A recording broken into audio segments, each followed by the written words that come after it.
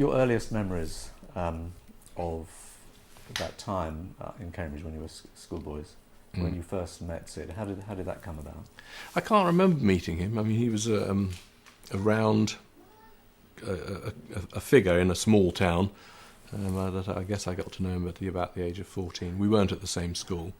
He was at the same school as Storm and Roger, although they were a fair bit older than him. And I was at another school up the road, but I can't actually remember meeting him. But he was, even at the age of 14, 15, a sort of charismatic figure that people would sort of point at and talk about, because he had some sort of magnetism. What was the connection that brought you together? I mean, was it just a kind of friendship thing, or was there a musical interest even then? I can't remember how quickly we sort of really got to know each other, but when I was just 16, I suppose, and I started A-levels, I went to the Cambridge Tech, or the Cambridgeshire College of Arts and Technology, and Sid was there in doing art, and I was doing my sort of French and English A-levels. And we got to know each other a lot better there because we would spend our lunch times playing the guitar up in the art department and learning the latest sort of songs, early Stones tracks and God knows what. I mean, from Bo Diddley to God knows what. Did you have a complementary guitar style? Was there, at that stage, were you just I trying things out? don't think you think about whether you've got complementary guitar styles or not. It's just sort of, one person knows something and the other one wants to know that thing, and it's just a swapping of tricks and ideas and riffs and general stuff. But it was blues-based stuff. It was everything. Sid's sort of taste, I suppose, was more in the Bo Diddley and that sort of area. He loved all that sort of thing. I sort of suppose I was very keen on that, and I was very keen on folk music and early sort of lead belly American folk blues stuff.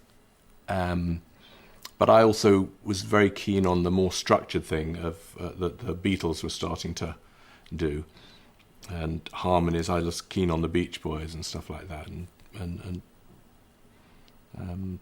Sid's was definitely sort of more in the blues department, I would say, than my taste. But it didn't. You're not very purist about these things at that age. You're just excited by it all and learning new little tricks. Absolutely. I Sid in his early days in bands and in the early days of Pink Floyd used to do great versions of Bo Diddley things, that were really, really good fun. There's a terrific first song, I think, with when Bob Close was still there. Yeah. Leave Lucy Leave. Yeah. Which is wonderful. It's sort of more Bo Diddley-ish than the later Pink Floyd sort of sound. Yeah, I think the early Pink Floyd started off with a lot of those sort of blues and whatever you call that, R&B stuff, and Sid would take them off into extended sort of jamming as he got more interested in the new waves that was happening at the time. How did you? So at a certain point, you went off to London, presumably, both of you. How did you meet up again? I think Sid went at the end of my first year of A-level, I think. I'm not terribly certain about it, actually. And he went off to Camberwell College of Art. I think I moved him with my van, with my Joker's Wild group van. I think I drove him up there. And so thereafter, I was still in my band in Cambridge. He was in the early incarnations of Pink Floyd, and they would come and play gigs in Cambridge sometimes, and we would go up. They would actually ask us to go up and play on gigs they'd been asked to do. I can remember doing 2 or 3 sort of gigs. One at must have been the art school that was just by Holland Park Comprehensive. I can't remember what that one's called. Anyway, I can remember doing that one.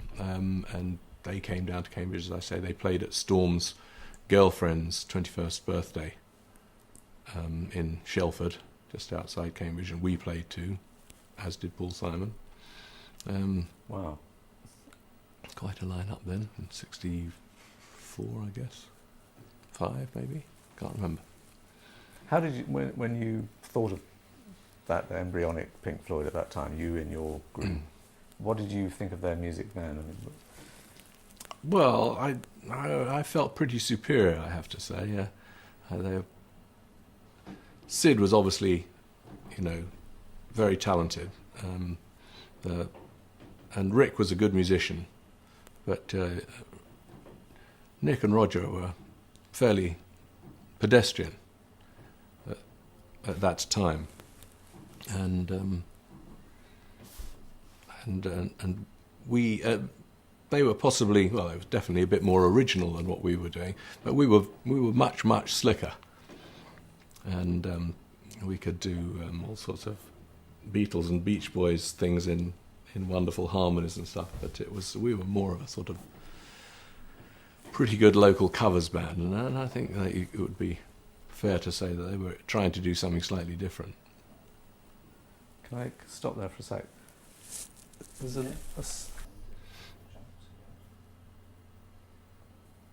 So, Dave, you were at college in London then? No. I did my A-level course at the Tech, and then I just stayed in Cambridge in my band for a while, and then got bored with it. Then I moved to London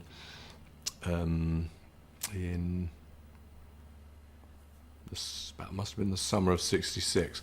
I think there's a period when I was still playing out some last gigs with my band Jokers Wild in Cambridge and living part of the rest of the time in London. And then I moved, I got the offer of a gig in Spain, in Marbella, in the summer of '66. And I took Willie Wilson and Rick Wilson, who weren't, well, Willie Wilson, who'd been in my band recently, Rick Wills, who'd been in another Cambridge band, and David Altham, who was also in my band in Cambridge. And we went off and did a summer season there. Then we came back to England for a little while, changed line-up. I went off with Rick Wills and Willie Wilson to France for about a year, in sort of September or October of '66. So I was fairly much out of contact for most of the period from the summer of '66 through till the autumn of '67, during which time, obviously, I heard a lot of stuff about what they were doing, but I was in France missing the summer of love, as it was called. I did. We did have our microphones stolen in France, in Paris, and I had to go back to England, because the only place I could get the right microphones at the right price was in London. So I jumped on the train and went back to London to buy new microphones and stayed a few days. And that was the period when I visited, called up Sid, and I went to the session when they made See Emily Play in whatever it was, May, I guess. Can you tell us about that? What was your reaction when you saw Sid then? It was a big shock. This is their first single, came out in February '67, Arnold Lane, and I think they must have been signed literally just before then, in January or February '67, and this is only 3 to 4 months later, and Sid was a changed person. He didn't appear to recognise me at first, sort of stared right through me, but obviously it was unpleasant and shocking for me, but he then did manage to carry on and make the whole of the Piper at the Gates of Dawn album thereafter. So he wasn't beyond being very good and precise musically. So you talked to him on the phone before you turned up? Yeah. And was he... No, I didn't talk to him on the phone. I think I called his flat and spoke to someone, probably Lindsay there, and she said that's where they were and why didn't I drop in on them. So I don't think I actually spoke to him at all beforehand. And he didn't recognise you? That's extraordinary. He just sort of looked straight through me. It had what Roger has very sort of aptly put as black holes in the sky for eyes. Was that the first inkling you had? I mean, were there rumours before? No, there were no rumours previous to that. That was the first I knew of it, and I'm not sure how much the rest of them could see it. I mean, I had been absent from London and from seeing Sid and those guys at that time for quite a long time. So I,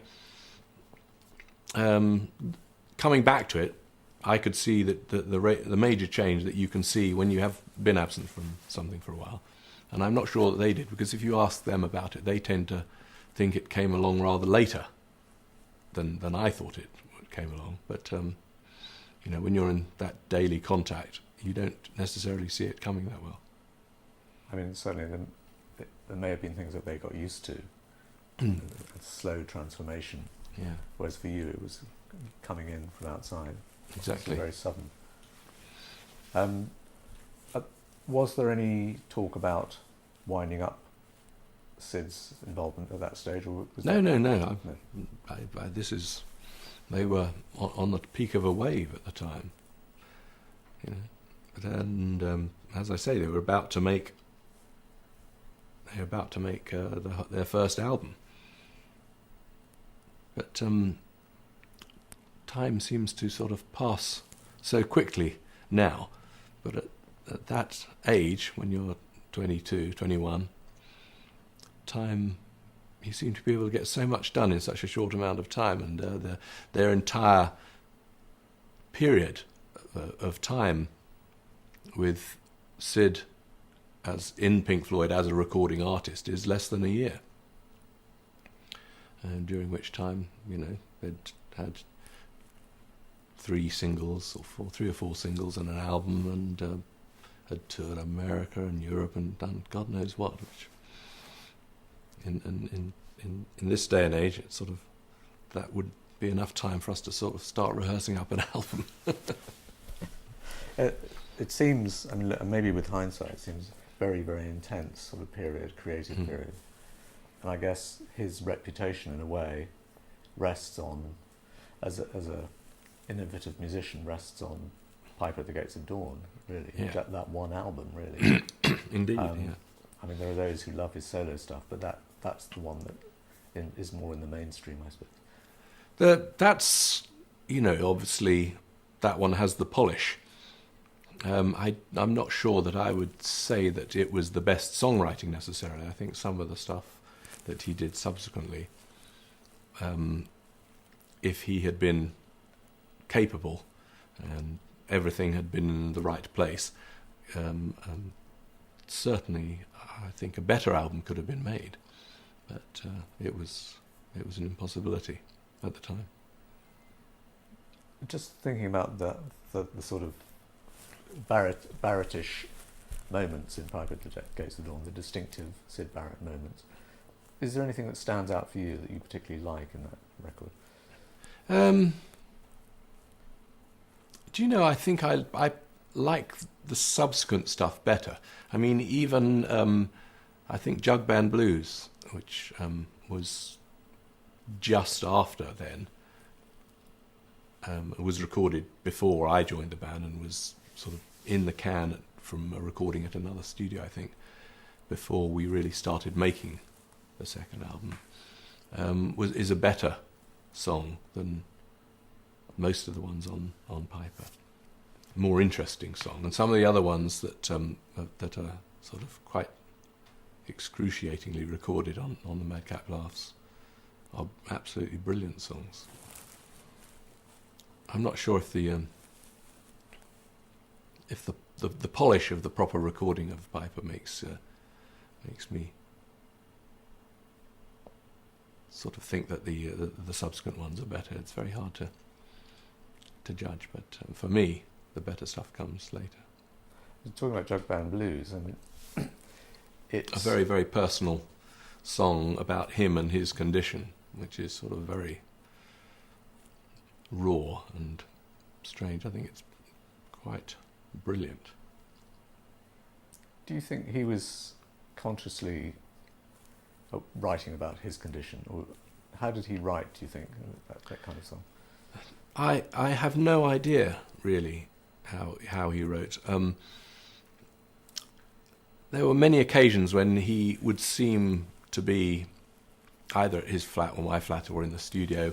He would appear to just start something and it would all come out as if he had never ever thought of it before that moment, with the words and everything in a way that I find hard to conceive, not being as wordy as Sid was.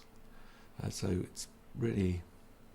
But it felt like he just made them up as he went along. I'm sure it can't have been quite that simple. So it's a nice idea, though. It's almost like a stream of consciousness. Yeah. Like here I am, this is what I'm feeling now, and Yeah. it puts it down with one or two songs. Indeed, that's exactly what it feels like. And so the stream of consciousness idea, maybe it's a stream of subconsciousness, or that he had some way of letting flow out of him, or maybe he did sit and think about it, but it's I can't quite imagine him doing it that consciously. Do you think LSD played a part in a sense, making him more creatively inventive?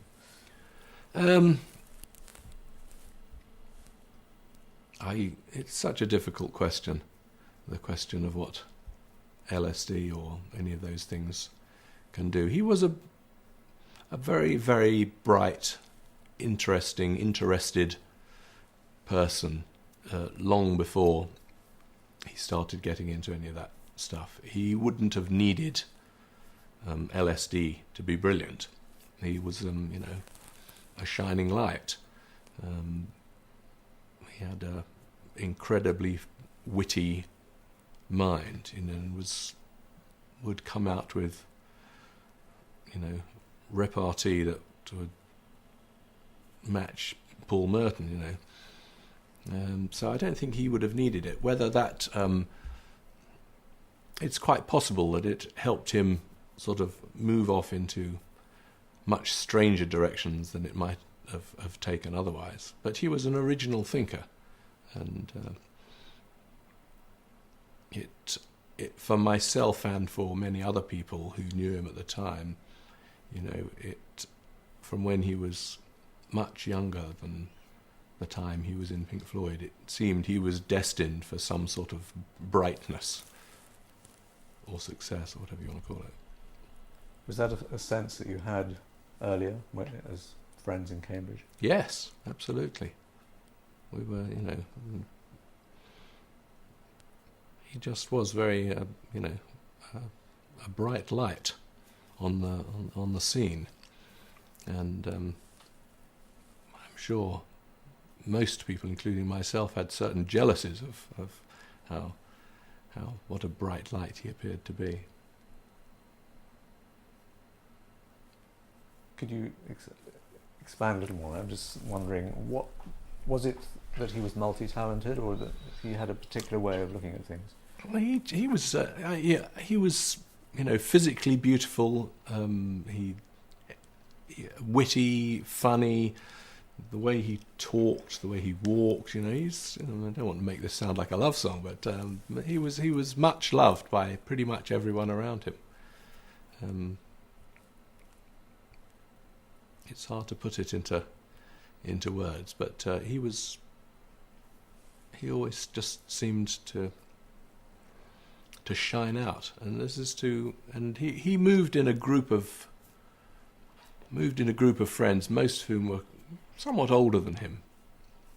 You know, Roger's year at school, and small differences in age when you're at school are major differences. People from the fifth form at school don't hang out with the people from the third form at school, and that is effectively what he was doing. Most of his friends, including later Rick, Nick and Roger, were all over 2 years older than him. So he was a very attractive personality. Yeah, because at that age, you have to be pretty special for other people to even take notice of you if you're 2 years younger, don't you? Exactly, yeah. At the point that you were asked, maybe we should look at that. At that time when it appeared that things were getting pretty bad with Sid, how was that communicated to you? Well, I came back to England in, I guess, about September of '67, and started and living in London, and worked. I was working as a van driver in the daytime, and trying to work out what I was going to do musically. From that point, how to get into something. So I was going out to gigs and pubs and God knows what all over London constantly, and I would be seeing a fair bit of Sid and of the other group of friends that we had at that time.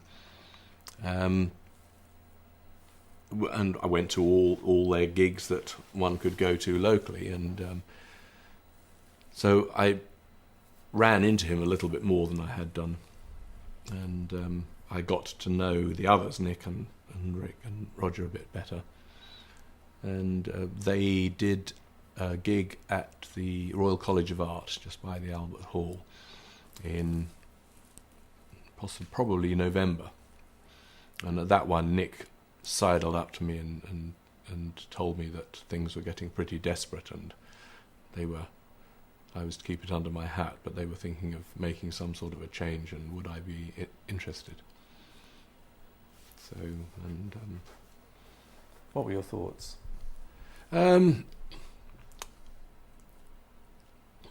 Well, it wasn't exactly the sort of musical thing that I wanted to get into at that particular point, to be honest, and but the fame that they had achieved was obviously very enticing. But I didn't think that it was. Sorry, I didn't think it was that serious, and I didn't know whether it would become a reality. So I just sort of forgot about it, I think, after that time until just after the New Year, when they rang up and actually made me a specific offer. Which obviously was the start of a very difficult and strange time, with both Sid and I turning up together to rehearsals and going out and doing shows with 5 of us, where I would be learning and playing Sid's parts and singing Sid's songs, while Sid would be sort of standing there and sometimes singing a little bit and sometimes playing a little bit, and very odd. Was it understood at that point that you were coming in to replace him? Was it vaguer than that? It was vaguer than that. It was. There was discussion, of the old discussions of that he would eventually sort of stay home being a Brian Wilson sort of writing character, and we would still continue using his material, and I would be the front man on stage. But it wasn't really workable, and that notion passed quite quickly. I think there were only 5 gigs, as I remember it, where the 5 of us, played together before we ceased to go and pick him up. How did it feel? I mean, this was your friend who was going through some kind of personal hell, and there was also this pressure to keep the show on the road. Well, all of those things came into it. But I was 21, and I think one's fairly ambitious.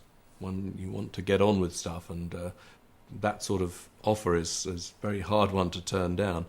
And logically speaking, it wasn't working. Sid was not performing at all on stage, and it was kind of tragic. I didn't suppose I saw any option but just do the best that I could.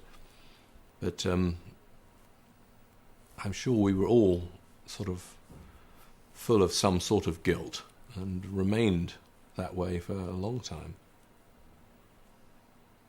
So it was a tragic thing, It's, as you say, it's a very upsetting thing. But we didn't know what to do about it. None of us knew anything about schizophrenia or any sort of mental illness at the time, and it's very easy with hindsight to look back and think, well, we could have done this or we could have done that. But at the time, we just got on with the job in hand. Yeah, I mean, I guess you're right with hindsight. It's a wonderful thing, hindsight. I know. Were there thoughts of Sid needs professional help? In the group of friends, the Pink Floyd thing with the management, Peter and Andrew, and the 4 people and Sid as a slightly outside of it by that time person, there was not much discussion of whether, in my memory, there wasn't much discussion of what one could do for Sid in that way. But in the flat that he lived in at around that time at Edgerton Court, all of the old friends of ours, that discussion did go on quite a lot, and there are stories of taking him to see Ronnie Lang, and but I wasn't party to that. I didn't actually know. I couldn't. You'd have to ask Storm or someone, or the people who were present at that, exactly what happened to do with all that. How was he? In your we were fantastically busy as well. We were just out and doing stuff all the time, and I think, to be honest, we just sort of dropped him and it. How was he on stage with you in those few gigs? Well, he was not. On occasions, he seemed quite happy. I don't think he. It's very hard to tell. He communication with him was so difficult, and everything you said to him sort of seemed to be on one level, one plane of existence, and his replies sort of came back from a different plane of existence, and it's very hard to know what he was thinking. He certainly didn't show any upset at the thought of being pushed out. We've got a little bit of film of him somewhere in a dressing room at that time, in one of those first 5 gigs, I can't remember, Western Supermare or something like that, and he's tap dancing, sort of dancing around with one or two of the others, and seems perfectly jolly. And yet he'd go on stage and not play. Yeah. I guess the other thought I had was when you talked about being very busy, was, I know I was staggered when I read that Pink Floyd did something like 70 gigs in 6 months. That sort of relentless up and down motorways, lousy food, all that. I mean, and every other day was in the studio. I think Nick kept a sort of his own, before they made the wonderful Sasko year planners. I think Nick made his own type of year planner, which had recording dates in one colour, gig dates in another, promotion things in another, and he had one of those on his wall for 66 and for 67, and there just wasn't a day, there wasn't a spare day anywhere. It was just relentless.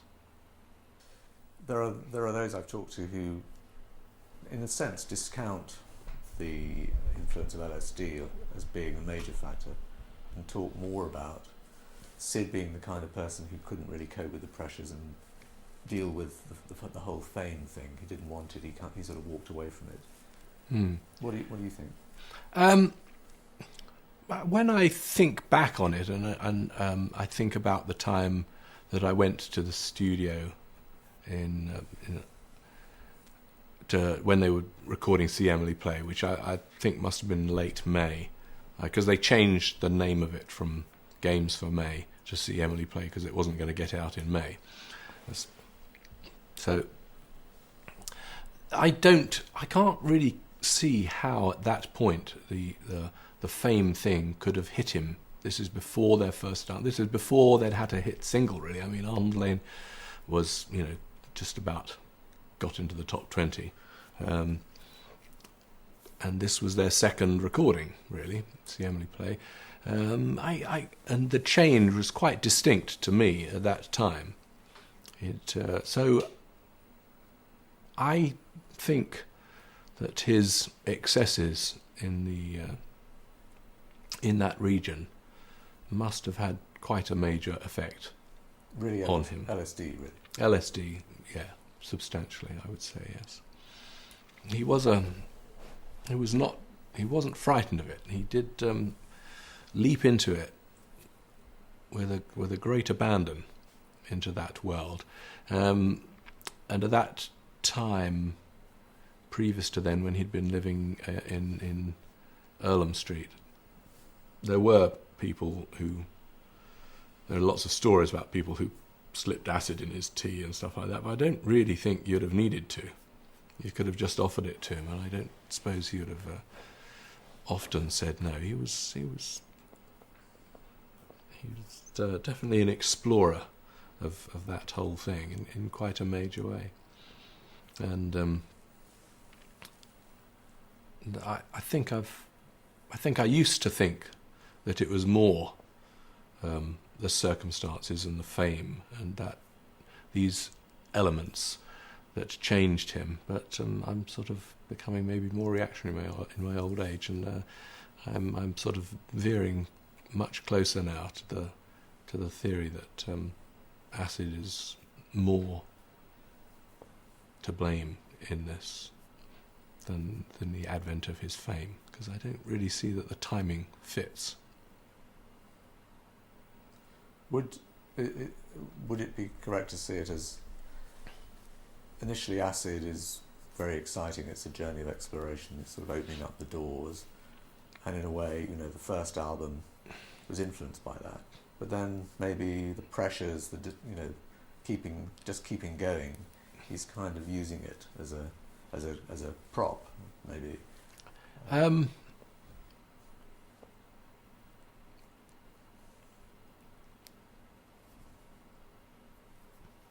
I think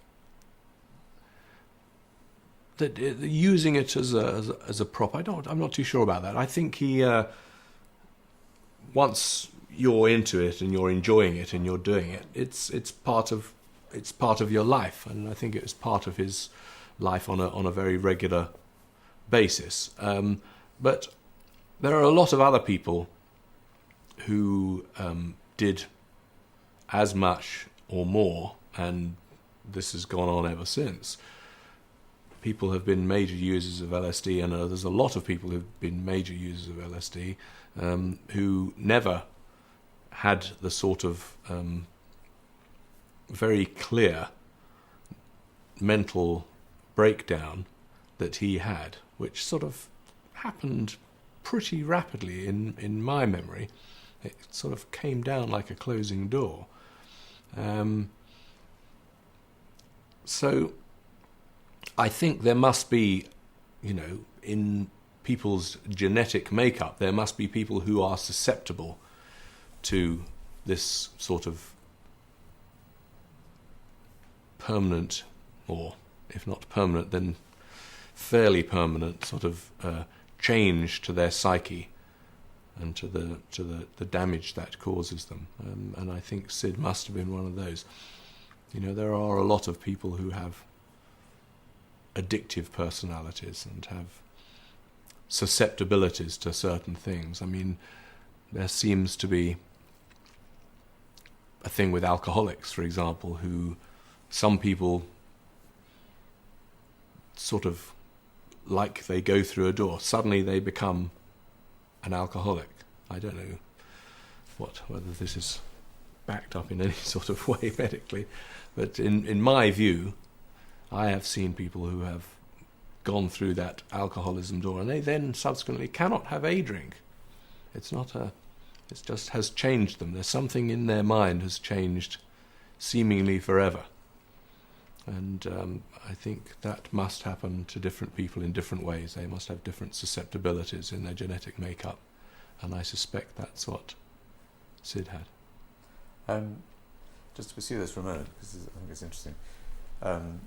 Dougie, who shared the flat with Sid in Earl's Court, his view is that he didn't actually see Sid taking a lot of acid at that time. In fact, Mandrax was the thing then. And so he sort of, it's interesting, I mean, he kind of tends to discount the acid side of it. I as you say, Dougie shared a flat with Sid, but the time that he shared a flat with Sid is long after, well, not that long after, but it was in sort of a year or so after after he had left Pink Floyd. This is a long time after he had passed through that door. And I think, he was surrounded by, as soon as he'd left Pink Floyd, or been ousted from Pink Floyd, whatever you want to call it, he became surrounded by this sort of coterie of rather unpleasant hangers-on, as opposed to the friends he'd had previously. There were a lot of people who wanted to be imbued with the magic and the charisma that Sid had and seemed to still have for them. And they thought that by providing him with more drugs of every different type, that they would become his friends. And that seemed to be what was happening in the period that Sid lived in Earl's Court Square. It was a period, as you say, Mandrax was definitely around quite substantially, and was one of the. He seemed to me to be on something like Mandrax during most of the sessions for the Madcap Laughs album, and mostly certainly on that one. I think he was very much a lost soul at that time, and was very, very susceptible to all these people who kind of worshipped him and who thought they could get some of the sparkle from him would rub off on them. So because in a sense he was a star. Yeah, the legendary Syd Barrett was already there, and had been there for some time by 1969, when we were living back to back there in Earl's Court. So, yeah. Let's move on to that, because how did you, in the sense that, did you see it as an important role to try and help Sid out of all that and into a creative strong creative kind of phase of his life? I spent time trying to persuade some of these people that they would be better off not providing Sid with drugs. I mean, it just seemed like a very poor idea to me. And there were lots of people, but they were, at different times, there were lots of very low-life people hanging around Sid and providing him with that sort of thing. He had become sort of impossible to live with, and had moved out of the flat at Edgerton Court, where he had previously shared with a number of people who would have had his best interests at heart and would have done what they could, and did try to do what they could. But once he was out of that flat, and I can't remember quite how or why he moved out of Edgerton Court and to the flat in Earl's Court, he seemed to be, as I say, much more susceptible to these other hangers-on that I must say that I loathed and despised, and who would say to me, "Oh, you just don't understand. You just don't get it. You just don't understand." And you can't argue with that sort of thing. It's it sounds like you yourself didn't have a lot of truck with, the drug side. I've had my times. I started off doing, taking LSD as a mind expanding thing myself, at the same time as Sid in Cambridge years and years before this, but its power frightened me, and it was a very rare thing for me. Sid's sort of weekly consumption would probably total my overall consumption. So I've had my moments, as I say. I'm certainly not a purist in these things, but he was damaged, and quite visibly damaged, and I believed that I wasn't and wasn't going to be.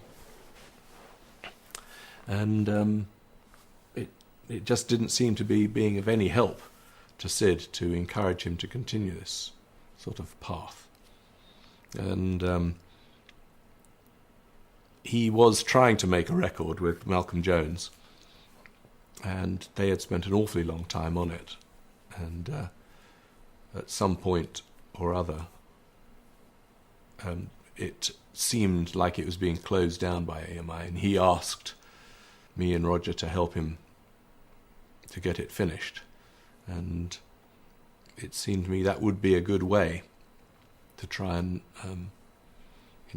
help him get back on his feet a little bit. But it didn't work from that point of view, because he came into the studio completely out of it on quite a few occasions, and it was very, very hard to get anything done.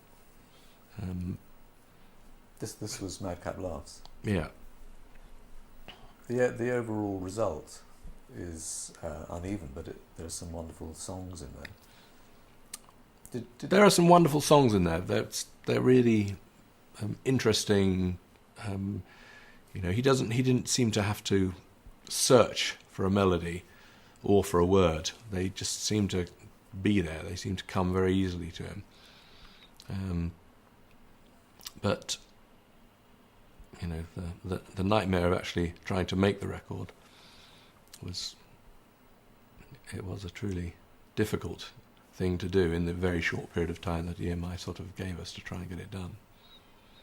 And Malcolm Jones had in fact done a very, very good job on getting the first few tracks done, but I think he sort of retired wounded or something, or I don't know, I never did find out the exact story of what went on with that and with EMI. But I mean, obviously he had several months to get all that stuff done, and in this day and age, of course, with the wonders of modern recording techniques, all sorts of things could have been done, but it was really, really difficult to manipulate tape in those days and to achieve a better result than we did.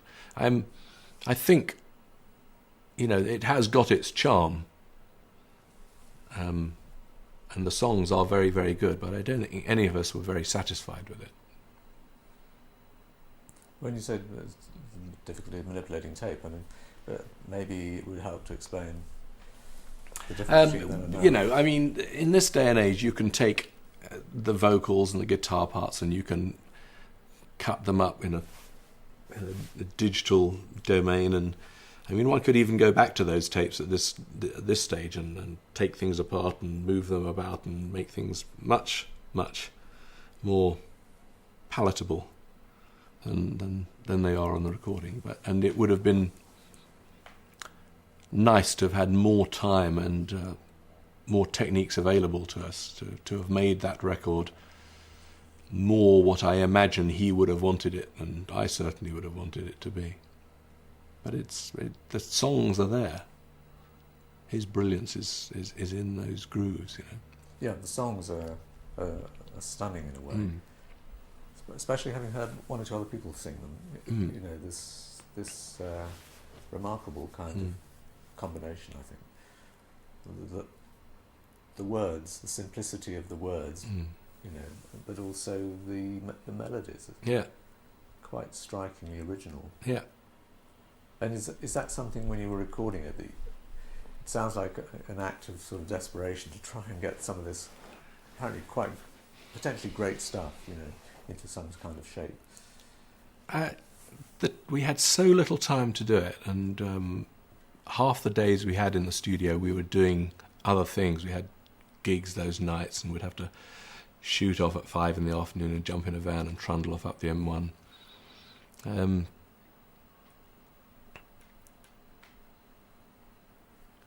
It was just, you know, trying to get anything down at all. It was a sort of desperation thing. Did he walk in with his plan for the day? No. I mean, I'd usually go and pick him up round the corner at his place, and we'd go off down there together. And we would either sit him down in front of a mic and just try and get him to do something just as to hear things. We'd done a little bit of research, sort of listening to stuff at home, getting him to sing songs at home, but mostly it was all just done there and then in the studio. And so there were songs that he had in his head already? He had them written down on paper. He had the words written down on paper for some of them, but not all of them. But he wouldn't do them the same twice, you know. You'd do take one, it'd be one version. Take two, it'd be a different tempo, different time signature. The words would change. Obviously making it impossible for one to really rehearse it with musicians and then perform it together. That didn't work. And putting musicians on something as loose as these recordings would be afterwards was almost impossible. We did that with some things, dominoes. And was there a distinction between the Madcap sessions and the Barrett sessions, or were they? We had more time in the Barrett sessions. I think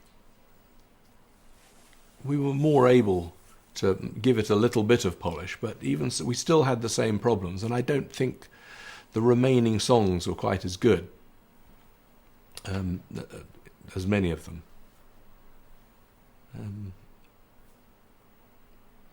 It came out with more polish. Sid was more pleased with it than he was with the Madcap Laughs.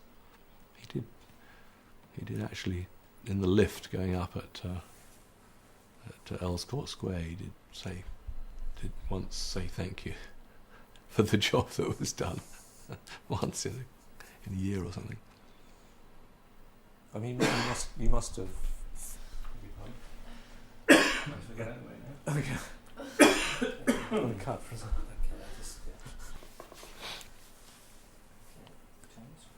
Okay, you must have thought long and hard before plunging into Barrett after the Madcap Laughs. I don't think so. I thought we'd just crack on and do it. Roger didn't want to do it, and Rick came in to help out on that one. And I just got in some of my friends and people to help out at any point where it seemed appropriate. It's a long time ago. It's hard to remember. Did you have a sense maybe that he was slipping away from you, that there was this talent, but you were losing it? I don't know if I thought that any more on Barrett than I did on the Madcap Laughs. Nothing really seemed to have changed. I think possibly on the Barrett one, he didn't seem to be physically on the day on Mandrax or anything like that as much as he had on the Madcap Laughs, but it seemed like the psychosis was as ingrained, embedded in him as ever. It felt more permanent. Which must have been incredibly difficult to communicate. Well, all the way through both, communication was impossible. It's a very hard thing to describe what the way conversations would go, because everything he said seemed to make sense, but I couldn't for the life of me understand what it was he was saying. It would come back on a different plane, and whatever question you would ask him, there seemed sort of a meaning seemed to resonate slightly, but I couldn't quite ever manage to work out what it was. So he would subvert everything you said in a way. Yeah. I don't think he was deliberately trying. I think that's just the way his mind was working, and he would just say whatever came into his head in response to whatever you had said to him, but it seemed like he was answering a slightly different question to you were asking. You didn't feel that he was, in a way, sort of standing back and sending you up to some extent? Not at that point, no. I mean, at the point when I first joined the band and the first rehearsals that we did, he was definitely sending all of us up. On the legendary "Have You Got It Yet" rehearsal. Yeah. Wonderful song which was never recorded. Was it actually a real song? It was just, I don't know, it was just a little strum along with him singing "Have You Got It Yet" and us having to say no in answer to it, and he changed it every time, so it was a very, very bizarre experience. But you knew then that... we were amazingly stupid and didn't get it for quite a long time. But my excuse was I only joined the band that week and I was young and impressionable. But, the others, I don't know. One would have thought. Can you tell us about the Dominoes experience?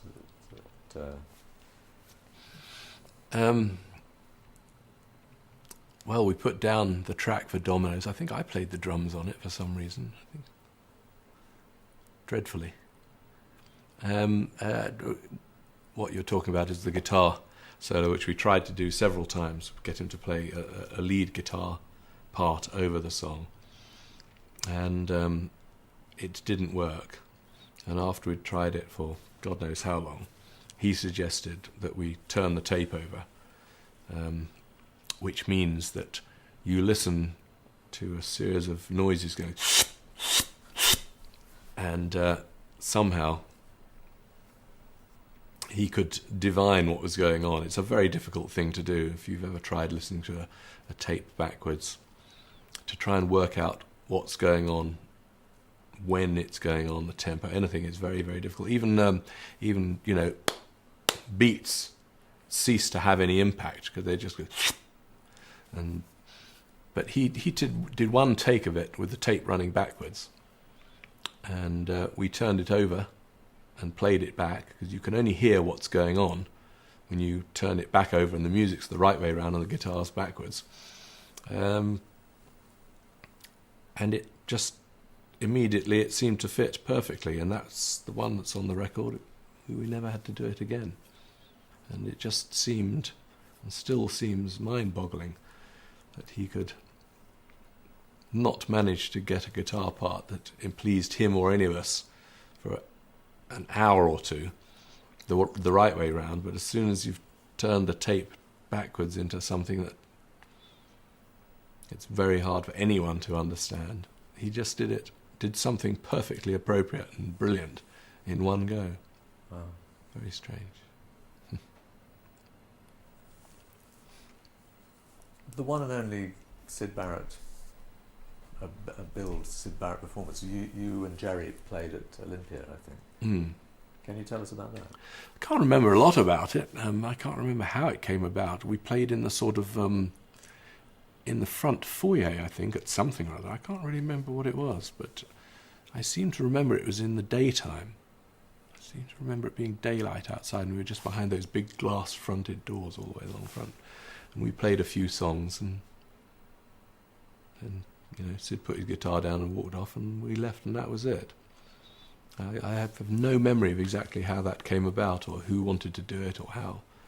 We did a couple of Peel sessions and things like that, where he would come along and we'd have a few people and we'd play some of the songs, record some of the songs sort of quickly, with very little preparation for the John Peel show and things like that. But that was the only live performance that I know about. Jerry's memory was that he stopped halfway through a song and put the guitar down. Do you remember that? I don't remember that.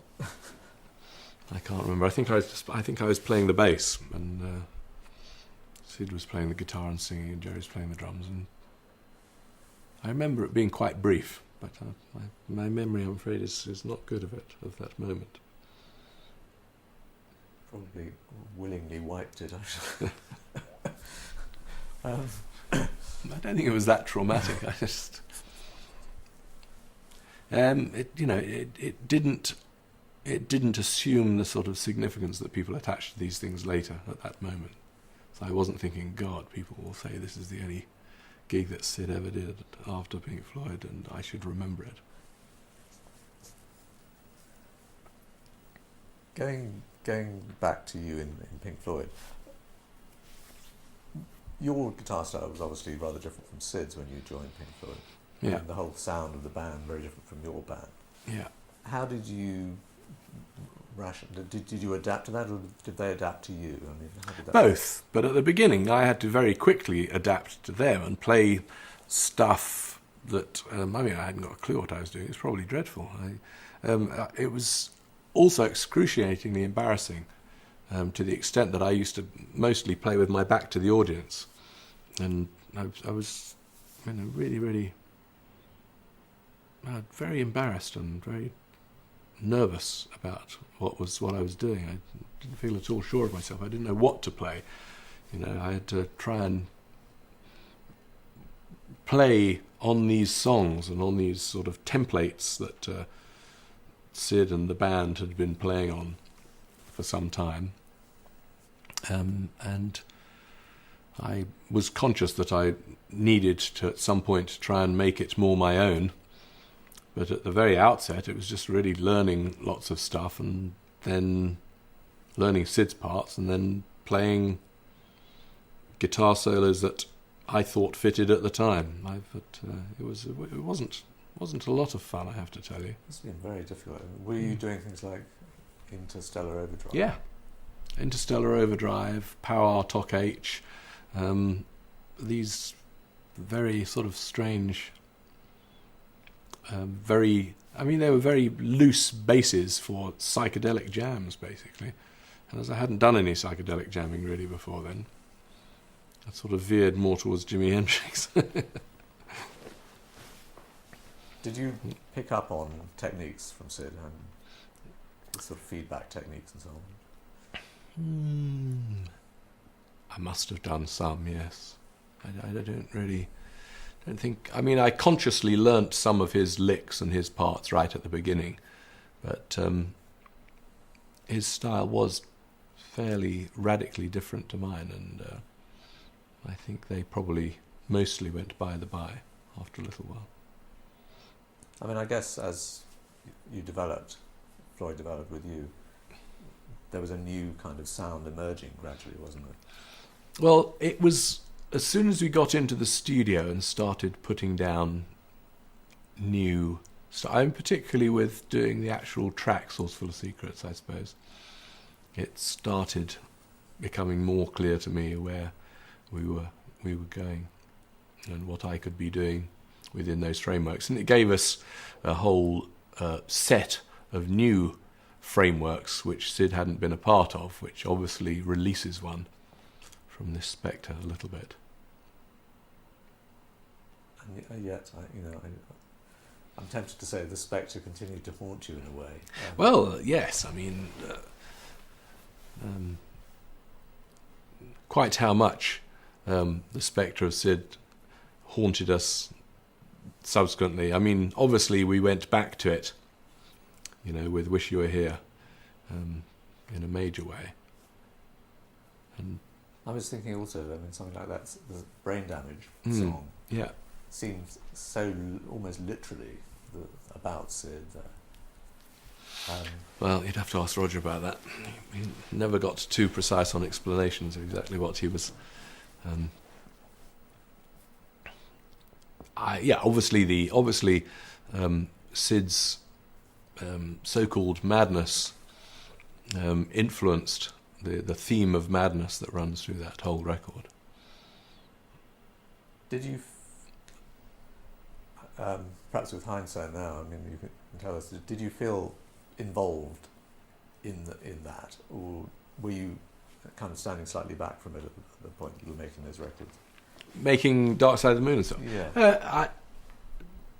Roger kept his lyrical thing fairly, not close to his chest exactly, but it was, that became Roger's department, and he was writing that stuff, and I didn't feel qualified to interfere very much, and he didn't want interference in it, and I anyway saw myself as more the music person and trying to make the musical side of it all fit and work well. And I suppose I, if you like, abdicated my responsibilities in that department and left it solely up to Roger. With the words? The combination of the music, what you have, I think with Wish You Were Here, is obviously there's a fantastically strong sense of that kind of grief in the music.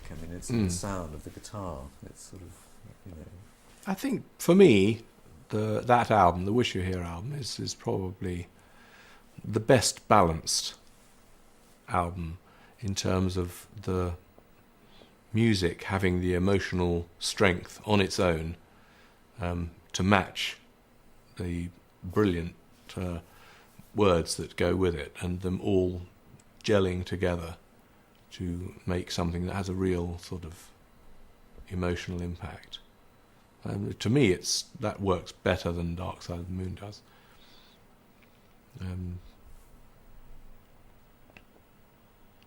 It conveys. It's interesting because the general audience, a lot of people don't know the story of Sid. Nevertheless, it does convey to people there's a very strong personal quality to those songs. Yeah. And to that music. It's also very kind of inventive in it musically, isn't it? That long opening sequence before you start singing, was it 5 minutes in at least? It's quite a way, yeah. I'm not sure. That's the sort of emotional build-up that kind of grabs you, Was that something that just seemed naturally to develop? Was that an intuitive thing? I had expressed my view after we had done Dark Side of the Moon that we were in danger of not getting the balance quite right between the words and the music, and making the vehicles as powerful on their own as the words were, in order to make the two things fit together. So I was pushing from at that time to try and make the music carry itself. Roger was, when I did that little da-dee-da-dang thing in a rehearsal room somewhere, it slipped out somewhere. Roger was very taken with that very quickly as a sort of emotional little cry, and that it all started coming together from that little thing, I believe. Of course, there were two other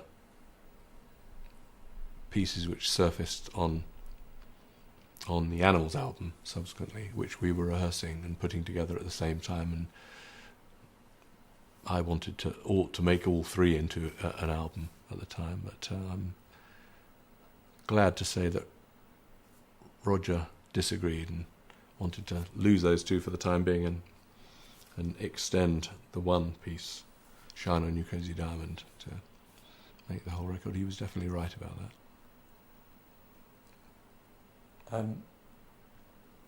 Was it conscious between all of you that this was an album about Sid? Yes. As soon as... I mean, a lot of the music was just sort of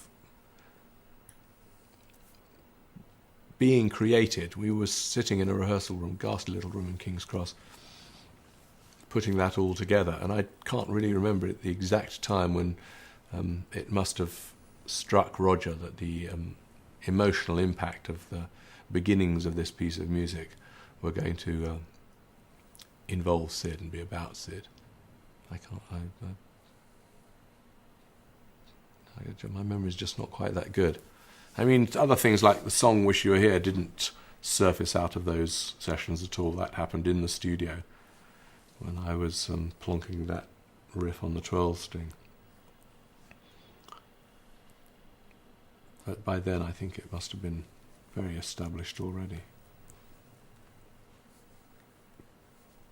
What's your feeling now about The Wall? What's that got to do with Syd Barrett? When I look at that movie of The Wall with Bob Geldof and there's Pink in the hotel bedroom, locked in, watching TV, it's difficult not to think of Syd Barrett. Yeah. Yes. Well, I'm obviously, yeah. He's in there too. Yeah. Gets in everywhere. Well.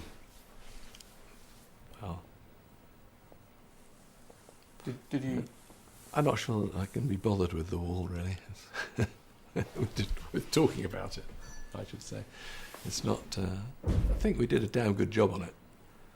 But sort of slightly lacks soul for me. It had sort of run its course, maybe. I mean, maybe you'd said all you needed to say and wish you were here.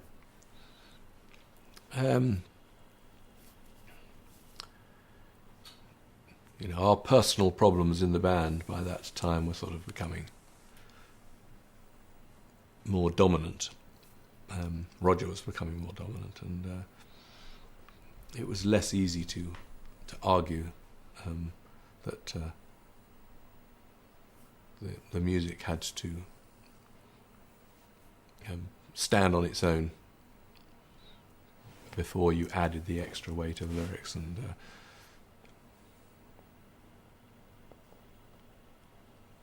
I don't think that I had no real disagreements with what was being said on Wish You Were Here, for example, or on Dark Side of the Moon. But, once it's established that Roger is the lyricist, it becomes harder and harder to say, well, do you think we need to go down this road?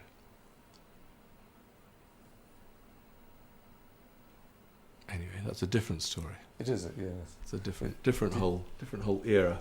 In a way, looking at the output post Sid in the band, I mean, there is certainly, it's probably too simplistic to look at it like this, but a sort of laying the ghost does seem to be in Wish You Were Here.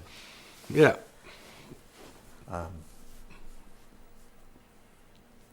Well, yes. But that was very uncanny also that he turned up, that famous story when. Yes, it was. Everyone remembers it slightly differently, of Sid turning up and who was the one who finally spotted who he was and what then happened. Again, my memory is not over clear on it, but he definitely was there and was wandering around, and at some point someone said, God, that's Sid. We really, for some considerable period of time, it might have been 15 minutes, it might have been an hour, didn't recognise him at all. Shaved bald head and very plump. And yet it was only, 3 or 4 years since? Yeah. It wasn't that long, but it doesn't take that long. That was, in fact, the last time I saw him. Jerry's memory of that was that it was your wedding day. No, it wasn't. No, he's wrong. No, that's wrong, yes. There's all sorts of stories about that. No, it's not. Was the Barrett sessions, that was the end of your attempt to help Sid with his music? Was that the studio sessions then? Yes. At the end of that was the last. I mean, we still lived next door for a while. I can't quite. I moved out of there in about September 1970, I think, and got a house in the country somewhere, and didn't really see much of Sid after that, and I don't know quite what his movements were, where he moved to and when after that, but that's all on the record somewhere, I think. Did you attempt to stay in touch, or was there sort of sense of relief? Really? I can't remember. No, I don't think I'd really tried very hard. What are your feelings about it all now, about him? I mean, in a sense, it's the weirdest situation of talking about somebody who's as though they're dead almost. Yeah. He's around. But shut off. I have, I've speak to his sister Rosemary every once in a while. She has said to me that maybe I should go and see him one day, and I've thought about doing that, but I haven't as yet done it. I'm not sure. I'm not 100% certain what he would want. I'm sure he's in a much better shape these days than he has been. He's I don't know. He apparently has been only by hearsay that he has been sort of treated for his condition at various times and has walked out on those treatments and so on and so forth. But I wouldn't necessarily, think that at this stage you could call him anyone who is mad or anything, but I'm sure he's still... I think he's just happy to keep well out of all this stuff. I don't think thinking about his past does him much good. But I don't know. I'm just. It's really guesswork. It's at times one see this as if one was to put a conscious motive onto Sid for doing this, one could see a kind of thread of his, returning to a place of safety almost from in a way, the madness that the LSD may have unleashed, but this place of safety, withdrawal. It's also interesting that as, it's nearly 30 years ago it is 30 years ago, that he did his last recordings, and yet there's this increasing interest. Yeah, there's been this interest hovering there for all these years, and I think now with the internet and this stuff, it's like a worldwide fan club thing that for thousands of things, and Sid is one of the ones who's on there in bulk. So very much influential younger musicians as well, and it's amazing how Absolutely no. I mean, he is one of the few real sort of musical geniuses of this pop era, I think, and it's although his actual output is pathetically small, it is quite influential, extremely influential. That's a very strong word to use. I mean, genius. You see use it quite deliberately. Yeah. I've tried to encourage people to talk more about the distinctive, the genius quality. Mm. Can you help us a bit on that?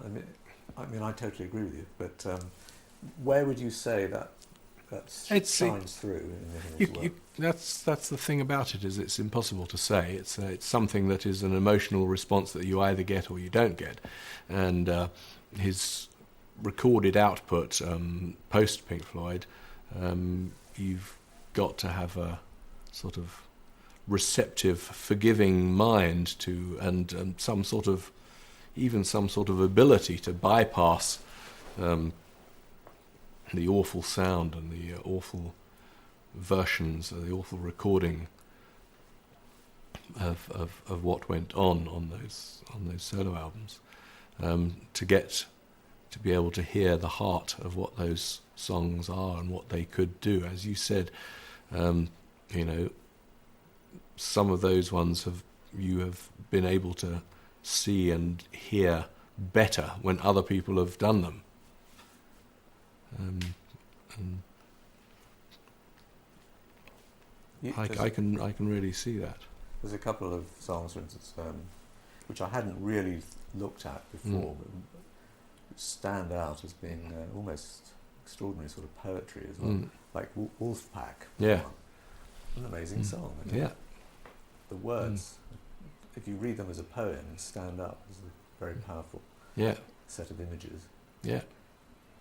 And then you can contrast that with something very simple, like the Dark Globe song,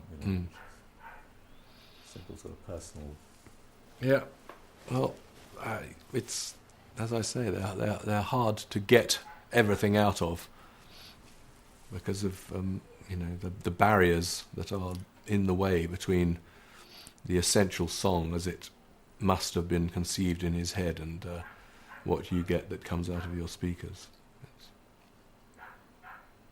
Do you still, in your sets now, I don't know whether you're planning to go on tour as Pink Floyd again, but certainly you've played it yourself, haven't you, recently? I did a show recently, yeah. Do you play anything from Wish You Were Here now? Or? Yeah, I played, I played Shine On You Crazy Diamond as a solo acoustic piece, which was quite interesting. And I did Wish You Were Here. I also did Terrapin of Sid's, great, which was really nice to do. I sat and played through many of the songs from those two albums to try and find something that I could feel fitted me and that I could do some sort of justice to. But it's quite difficult. To me, they seem so personal to Sid. But is Terrapin one that you particularly picked up on? It seemed like a good choice. Yeah. I can't really tell you why. I don't know. I've done it before. I did it once 2 or 3 years ago at some other concert I was doing for fun. I'm wondering can we ask you if you could play something for us? Oh no, I don't think I can manage that. I'm much too shy. My sort of abiding memories of Sid are from before his whole Pink Floyd time, and from some of the sort of great times that we shared together. And it's a shame for people to remember him as this sort of burnt out shell that he appears to be to so many people. I went must have been the summer of about 65. I hitchhiked to the south of France, and Sid came down with some other friends in a Land Rover a week or two later, and we lived in a campsite near Saint-Tropez, and we went out and jammed all sorts of stuff, busked, because we were all skint, and busked in Saint-Tropez. We got arrested and thrown in a cell for busking without a license, which no one knew you had to have, and I didn't, but Sid fell asleep on a beach one day, and he wound up with blisters, huge, great blisters all over him, and then we slowly made our way back up through France and went to Paris, and we had tents, and we'd stop in campsites and stay the night, and then we went to Paris and went around those bookshops on the Seine, in those green boxes that they open up, and got all these books that, the Naked Lunch and the Story of O and all these things that were illegal in England, and took them back and had reading sessions by torchlight in our tent at night, and did all those sort of things, and then and came on the ferry back to England, and we were terrified of the customs people stopping us and finding these illegal books in our possession and stuff like that. And those are my abiding memories that are filled with sort of the joy of the great times we had together, and it sort of increases the feeling of sadness about his subsequent decline.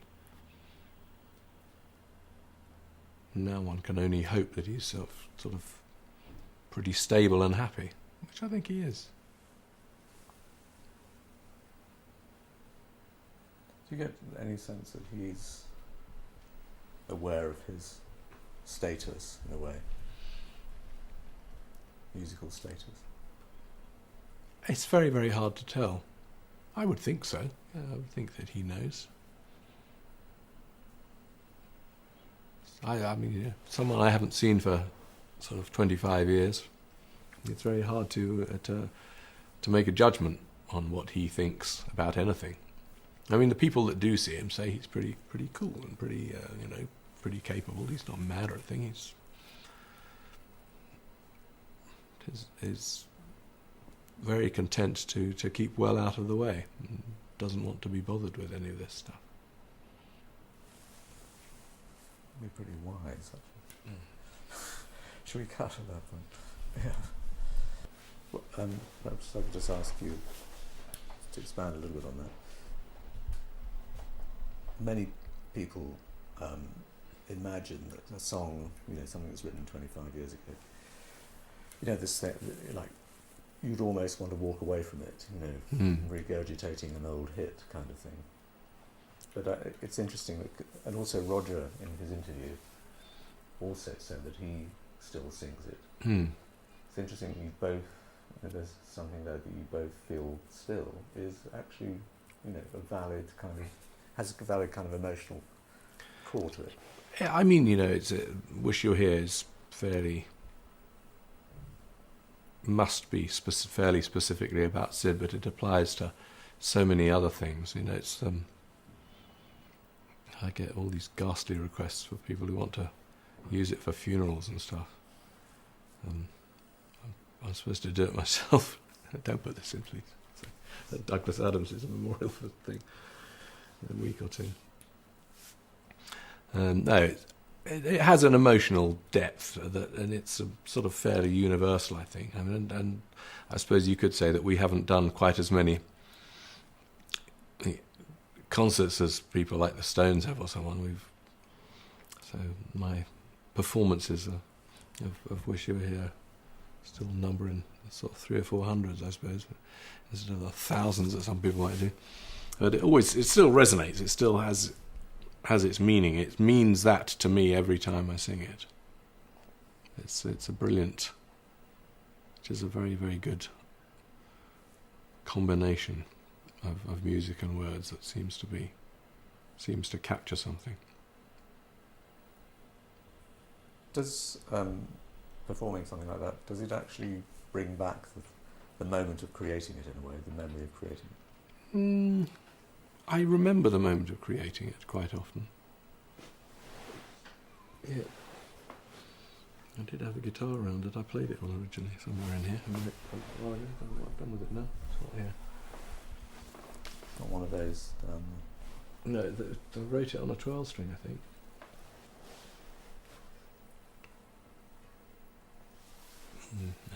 Don't have it around. The guitar is somewhere in this room. Well, the one that I did the lead stuff on is there. I know that. This is still the same one. It sounds exactly, doesn't it? You can tell. It's the same one. But I haven't got the. What happened to the 12 string? It should be here.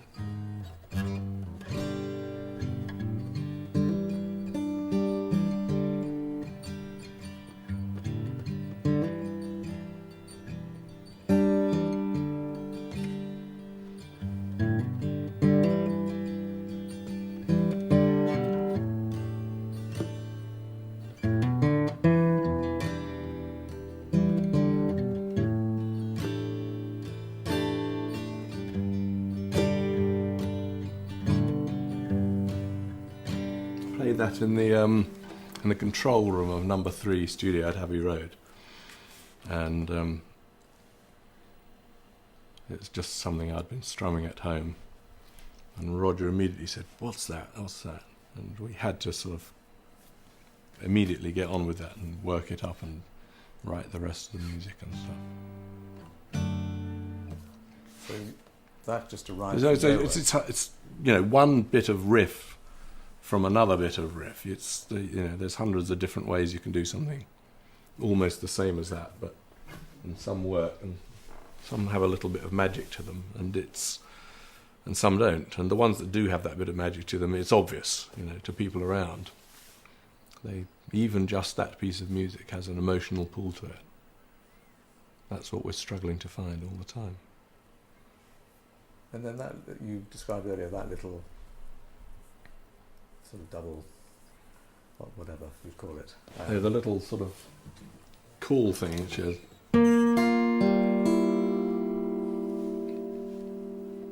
which I always screw up on stage.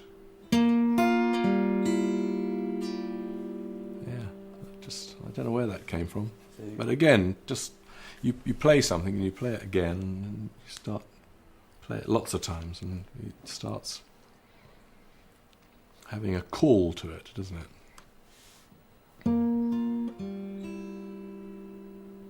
Yeah.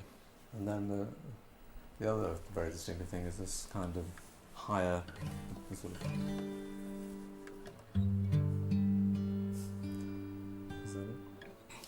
That higher thing. The build to the next stage. It's almost like you're ramping it up another gear.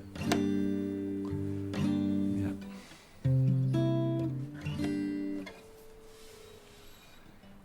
So that's when that's the work you do on it, isn't it? I don't know how to elucidate you on that. So Shine On You Crazy Diamond and Wish You Were Here, there's very much a kind of sense of, it's almost like the music is actually, well, the words are so important, but the words coming in so late, you're completely hooked on this development of the music and the sound, yeah, the feel of it. And that seems to have been very much your contribution there that you were saying. That was, I can't remember exactly how it all worked out, but it was something I was pushing for myself. I can remember at the time that that I wanted to try and make what had been our strength during a lot of the early part of our career, which hadn't really been, post Sid and before Roger got into his stride as a lyricist, I don't think that all of our lyrics were the thing that made it really happen.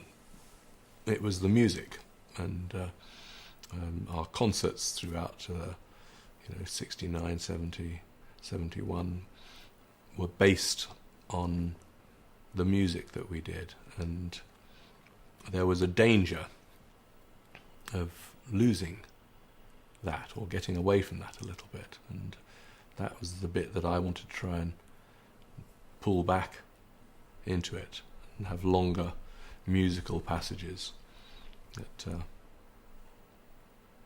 emphasised the rest of what was subsequently going to go on.